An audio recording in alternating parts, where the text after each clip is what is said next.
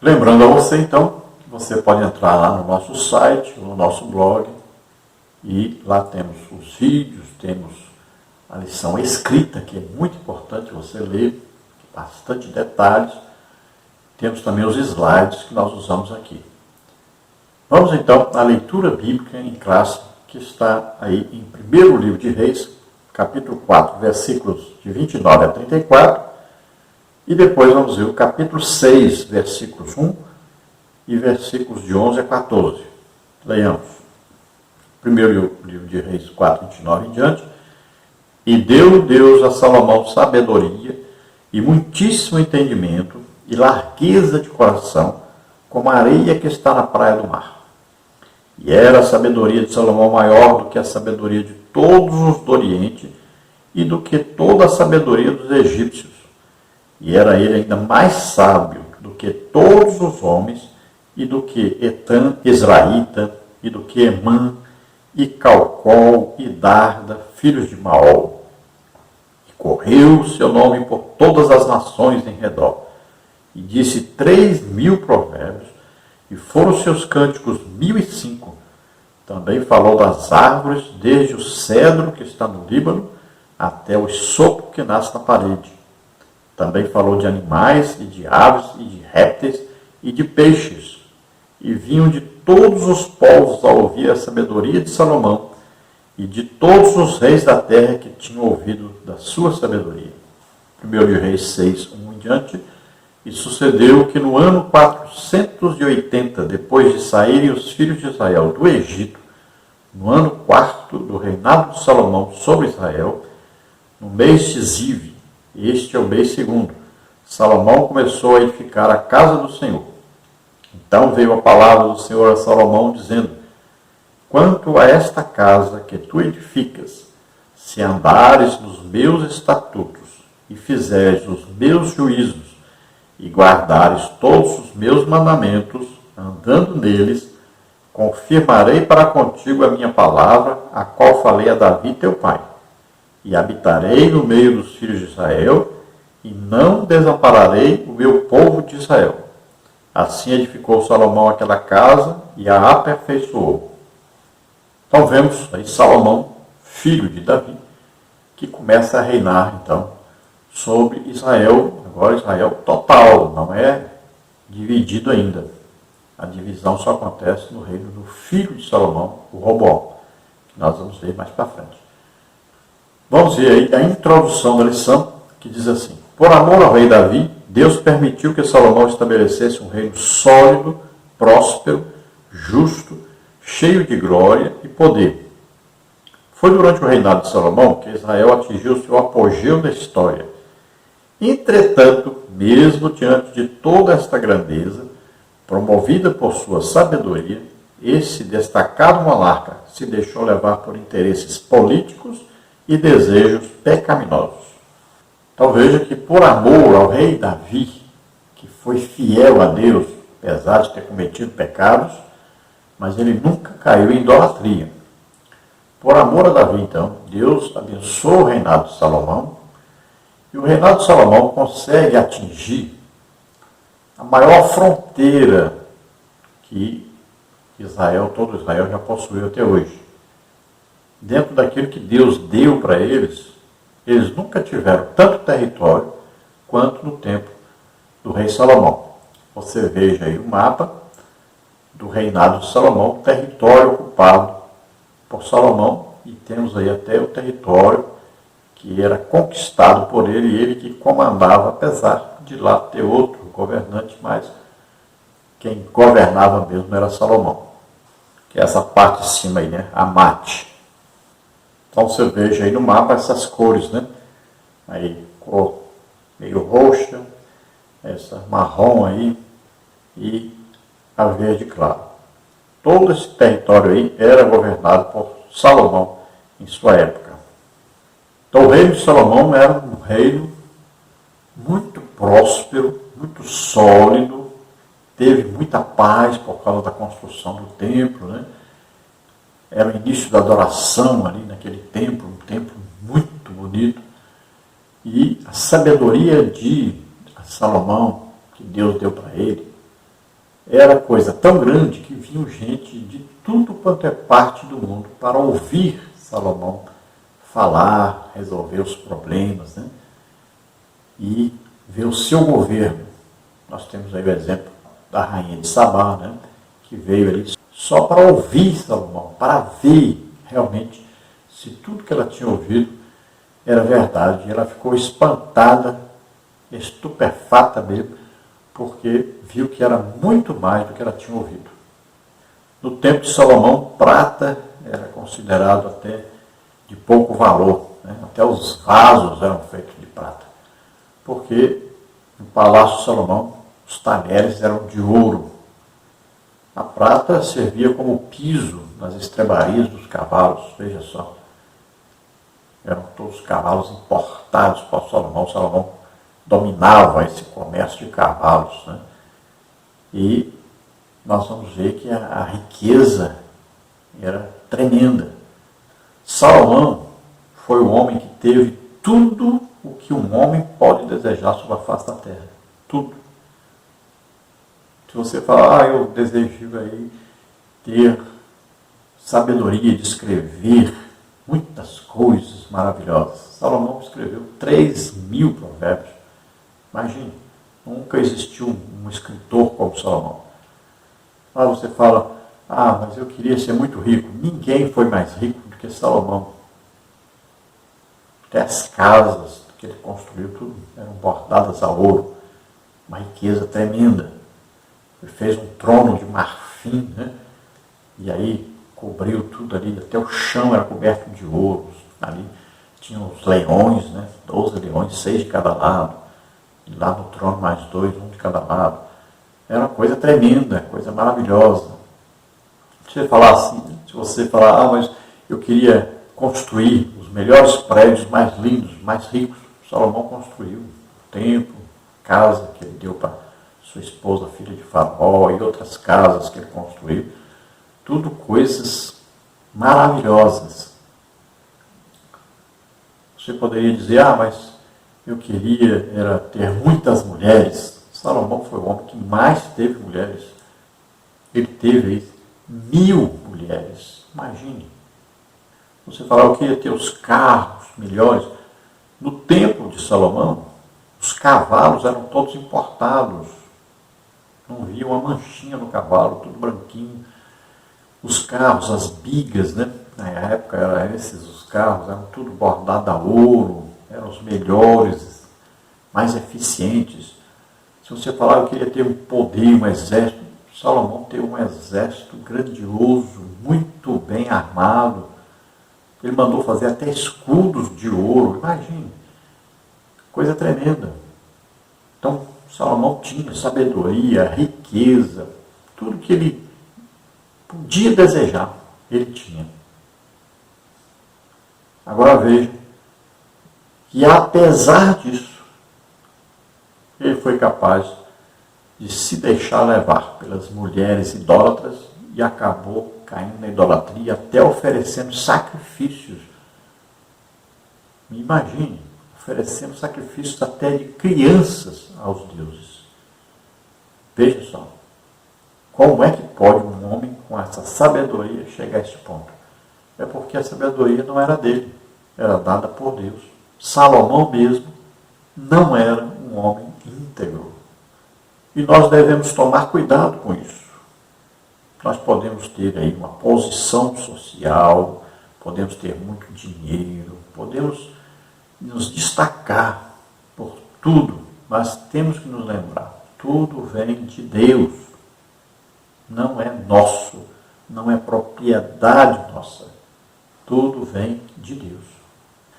E Salomão, no final da sua vida, nós cremos que ele se arrependeu, basta você ler, né, Eclesiastes capítulo 12, e você vai ver que ele diz, o fim de tudo é, teme a Deus e guarda os seus mandamentos. Então nós cremos que Salomão se arrependeu no final da sua vida e ainda alcançou a justificação, o perdão de Deus. No tópico 1 nós temos aí a sabedoria de Salomão. Sobre o tópico 1, a virtude de Salomão. Antes mesmo de receber a sabedoria como um dom divino, Salomão já apresentava alguns traços dessa virtude, pois ao ser inquirido por Deus quanto a qualquer pedido que quisesse lhe fazer, como está em 1 de Reis 3,5, o grande rei escolhera a sabedoria do que se depreende o quanto já era sábio. Ora, se fosse ganancioso, pediria dinheiro; se fosse orgulhoso, pediria glória; se fosse vaidoso, pediria muitos dias de vida; se fosse vingativo, pediria a morte dos inimigos. 1 de Reis 3,11 e 13, segundo livro de Crônicas 1,10. Mas de que adiantariam todas essas coisas se lhe faltasse a sabedoria? Salomão teve um elevado senso de prioridade ao pedir a Deus a coisa certa. Salomão já tinha passado aí por experiência, de Absalão, que tentou usurpar o trono do pai. Nós vimos que a família de Davi era uma família totalmente desequilibrada, não tinha muita presença do pai junto. E Salomão viu que o seu pai governou aquele povo, mas o seu pai era um general de guerra, era um homem que tinha uma autoridade muito grande e também uma intimidade muito grande com Deus. E Salomão viu que a maior necessidade que ele teria para governar era mesmo ter sabedoria, era poder governar aquele povo de tal maneira que levasse o povo a uma grande prosperidade e de maneira a ele também permanecer no trono, agradando a Deus. Então ele pede aquilo que ninguém poderia esperar. Ele pede sabedoria. E a Bíblia nos fala sobre isso, Nós vamos ver Tiago falando que todo aquele que se chega a Deus e pede sabedoria, Deus dá sabedoria. Não importa quem é a pessoa que está pedindo. Basta ele pedir com fé e Deus vai lhe dar sabedoria para que possa viver na terra e possa ser usado por Deus em uma grande obra. A advertência é: peça com fé, não duvidando. Subtópico 2, o sábio pede sabedoria. Ao pedir sabedoria, Salomão se mostrou um homem humilde e isso pode ser constatado em uma das respostas que deu ao Senhor. Sou ainda menino pequeno, não sei como sair nem como entrar. 1 de Reis 3,7b. Significa que ele tinha plena consciência da grandeza de sua tarefa, 1 de Reis 3,8, não permitindo que a imponência do seu reinado lhe conduzisse à prepotência. Ao contrário, demonstrou profundo autoconhecimento, o que é peculiar a toda pessoa sábia. Então, diante de uma tarefa tão grandiosa, Salomão se sentiu como uma criança. Ele não tinha experiência no governo. Não era como seu pai. Então, ele precisava de sabedoria. Não tinha como ele governar com a sua própria autoridade, nem com o seu próprio conhecimento, nem com a sua própria capacidade. Ele reconheceu isso. Ele se mostrou humilde diante de Deus e, consultando a sua própria capacidade, ele viu: eu não tenho capacidade. Então, ele precisava da autoridade de Deus, precisava da sabedoria de Deus. Então, ele pediu isso a Deus, o que era sabedoria. E ele, então, se submeteu a Deus. E Deus se agradou disso e deu, além da sabedoria, deu riqueza, prosperidade, deu tudo aquilo que o ser humano pode desejar para o homem. Embora Salomão desobedeceu a palavra de Deus, acumulando para si riquezas, que era proibido ao rei, acumulando mulheres, que também era proibido ao rei, e caindo na idolatria. Subtópico 3, a sabedoria na prática de vida. Tiago escreveu em sua epístola que existe uma falsa sabedoria que se evidencia pela inveja e sentimento faccioso. Essa sabedoria não vem de Deus, mas é terrena, animal e diabólica. Tiago 3,15. É fruto de ciúme, divisionismo, perturbação e obras perversas. Tiago 3,16. No entanto, o apóstolo asseverou que se alguém não tem sabedoria, peça a Deus, que a todos dá liberalmente. Tiago 1,5. As características dessa virtude que vem do alto são a pureza, a pacificação, a prudência, a benevolência, a misericórdia, os bons frutos, a imparcialidade e a sinceridade. Tiago 3,17. Então, assim como existe a sabedoria de Deus, a boa sabedoria, existe também a má sabedoria, e que aqui Tiago fala que vem de Satanás. Então, olha só, dois tipos de sabedoria. Aí você tem que ver em qual sabedoria você quer ser enquadrado, né? Então, a Bíblia fala que sábio é aquele que ganha almas, né? Sábio é aquele que teme a Deus. Então, veja só, tem que ver qual a sabedoria que você deseja. Em qual sabedoria você está enquadrado. Então, nós temos que pegar aí e buscar a sabedoria de Deus, a verdadeira sabedoria, e ela vai nos levar a um caminho direcionado por Deus, a fazer a vontade de Deus. Talvez não seja do que você espera. Muitas vezes você pensa que sabedoria é ficar rico.